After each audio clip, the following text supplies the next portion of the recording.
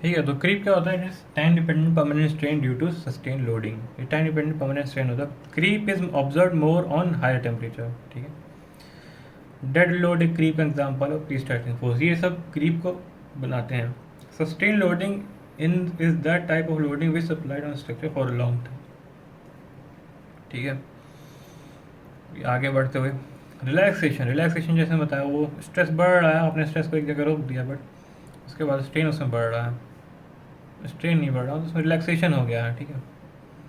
तो ये actually relaxation का डायग्राम है जो मैंने इधर समझाया भी है। ठीक है। फिर आता है हम लोग मॉड्यूलस और रेजिलियंस। ठीक है। मॉड्यूलस और रेजिलियंस का सबसे अच्छा एग्जांपल होता है जो ट्रेन की ट्रैक्स होती हैं। ट्रेन की ट्रैक्स पे आप रिपीटेटिव ट्रेन चलाते हैं, वो सारा लोड एब्जॉर्ब कर लेती है और बहुत जल्दी डिफॉर्म होती भी नहीं है। ठीक है। तो मॉड्यूलस रेजिलियंस का सबसे अच्छा एग्जांपल है ट्रेन की जो बलास्ट होते हैं, वो जो वाइट कलर के होते हैं जो रेलवे ट्रैक के नीचे बिछते हैं। The largest amount of internal strain energy per unit volume the material can absorb without causing permanent damage to the material, it is up to the elastic limit.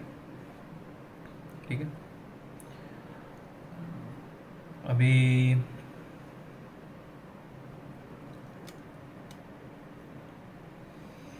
इसमें कुछ बहुत ही इंपॉर्टेंट फार्मूला है, जैसे ये वाला U is equal to 1/2 sigma epsilon, मतलब U is equal to 1/2 stress into strain.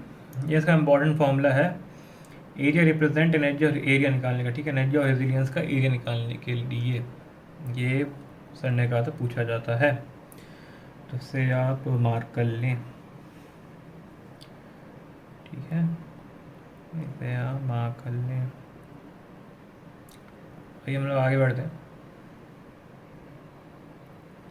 Modulus of toughness, maximum amount of energy that can be absorb till fracture, it is desirable property for impact loading. maximum amount of energy that can be absorbed till fracture, it is the desirable property of for impact loading। तो modulus of toughness मतलब कैसे बताएं, वो मतलब maximum energy absorb कर लेता है fracture होने तक, जैसे कि ये है।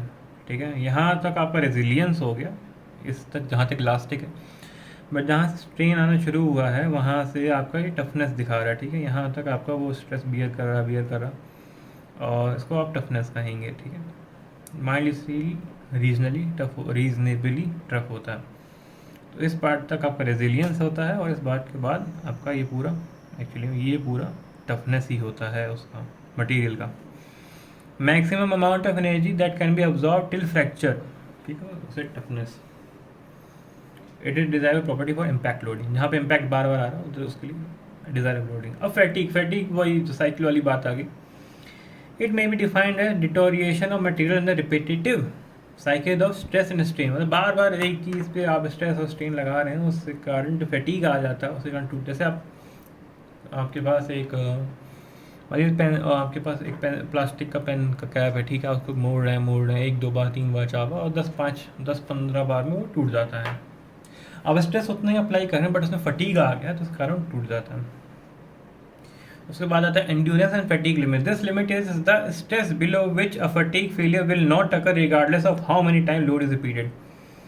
तो जो एंड्योरेंस और फैटीग लिमिट होती है वो ऐसी लिमिट होती है जिसके बिलो अगर आप स्ट्रेस बार बार लगा रहे हैं तो वो नहीं खराब होगा या नहीं टूटेगा, उसे एंड्योरेंस कहते हैं। ठीक है।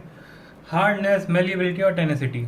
हार्डनेस क्या होती है? Resistance against scratch and abrasion. ठीक है। जो आजकल आईफोन आ रहा है उसमें गोरिल्ला ग्लास 5 लग रहा है, तो किसी में ग्लास विक्टर लग रहा है, तो वो हार्ड होते हैं। ठीक है। उसमें आप स्क्रैच और एब्रेजन नहीं कर सकते बहुत जल्दी। Malleability, the property of material due to which, आप ये जानते हैं। ठीक है। मेलिएबिलिटी क्या होता है? उसका कारण ये फॉर्जिंग मटेरियल, जैसे मतलब मेटल को ठोक ठोक के आप चाकू, छुरी, तलवार ये सब बनाते हैं, उसे फोर्जिंग कहते हैं। टेनेसिटी क्या होता है? Property of material to resist fracture under tensile loading is called tenacity. तो वही जो टेंसाइल लोडिंग, मतलब अब स्ट्रेस आ रहा है उसके अंदर, वो उसको रेजिस्ट कर रहा है, तो उसे टेनेसिटी कहते हैं। टेनेसिटी नॉर्मली हम लोग मिस कर देते हैं, बट ये एक अच्छा है जो शायद सब लोग भूल जाते हैं। टेनेसिटी, ठीक है। Property of material to resist fracture under tensile loading is called tenacity. Tenacity किस में होगी? स्टील में होगी, मतलब एक अगर आपको अच्छा एग्जाम्पल लेना हो तो। अभी आता है कार्बन परसेंटेज। तो भाई कार्बन परसेंटेज, जैसे माइल्ड स्टील में कार्बन कितना होता है, और उससे थोड़ा और कार्बन मिलाते हैं तो वो मीडियम कार्बन स्टील हो जाता है, फिर वो हाई कार्बन स्टील, जिसमें आप स्ट्रेस तो काफ़ी सारा ले लेते हैं बट स्ट्रेन नहीं होता है इसमें। बट माइल्ड में आप स्ट्रेस भी इतना ले रहे हो, स्ट्रेन भी काफ़ी ले लेते हैं। ठीक है, तो ये थोड़ा ब्रिटल हो जाता है, थोड़ा ज़्यादा ब्रिटल होता है, थोड़ा कम ब्रिटल होता है। आप एक स्टील का जितना कार्बन बढ़ाएंगे उतना उसकी जो टफनेस होगी वही, सॉरी, आप स्टील में जितना आप कार्बन बढ़ाएंगे उतना उसके जो स्ट्रेस बेरिंग कैपेसिटी होगी वो बढ़ जाएगी, बट उसमें स्ट्रेन जो है वो फिर कम होगा। ठीक है, ये अलग अलग हैं, सॉफ्ट चीज, structural steel, machine steel, hard steel और स्प्रिंग स्टील, ये सब अलग अलग डायग्राम आगे तक नहीं बनाए बट। ठीक है, अभी यहीं पे आता है आपका cast iron, aluminium, wood, cork, soft rubber. तो आगे बढ़ते हैं। अभी आता है ऑफसेट रूल। ठीक है, टू डिटरमाइन यील्ड स्टेट्स। देखो अभी सारे मटेरियल का ग्राफ बनेगा बट हमें नहीं पता वो कौन सा पॉइंट होगा जहाँ के बाद यील्डिंग हो रही है, मतलब उसके बाद जरा से स्ट्रेस लगाते हैं और वो चीज़ स्ट्रेन कर जाती है। ये बात हमें नहीं पता है, तो हम लोग ये मान लेते हैं कि 0.2% या 0.2 mm जितना, मतलब इतना अगर उसमें डिफॉर्मेशन आ रहा है, 0.2 mm का डिफॉर्मेशन आ रहा है, तो हम लोग मान लेंगे कि यहाँ से यील्ड उसकी ये यील्ड स्ट्रेस या फिर प्रूफ स्ट्रेस वाला पॉइंट है। It is use when no definite yield stress is visible in stress strain diagram. ठीक है, इसको तब यूज़ करते हैं जब no visible stress strain diagram. उसमें आप एक नंबर याद रखें 0.002 या 0.2% या फिर 1 मीटर का 0.2 मिलीमीटर। ठीक है, अभी लोडिंग एंड अनलोडिंग। ठीक है, लोडिंग एंड अनलोडिंग मतलब loading and unloading with in elastic limit.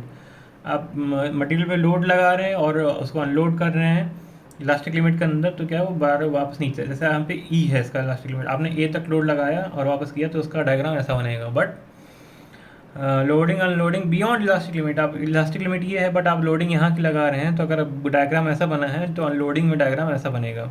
ठीक है, लेकिन इसका एंगल जो है तो सेम होगा। ठीक है, ये मतलब था लोडिंग अनलोडिंग का। अभी लोडिंग अनलोडिंग और रीलोडिंग, मतलब आपने यहाँ तक इसकी इलास्टिक लिमिट यहाँ है, आप ये यहाँ तक लोड लगा रहे हैं तो यहाँ तक ऐसे लोड स्ट्रक्चर जाएगा, फिर आपने अनलोड कर दिया बट फिर आपने रीलोड कर दिया और फिर आपने ये ऐसा डायग्राम बनेगा। ठीक है।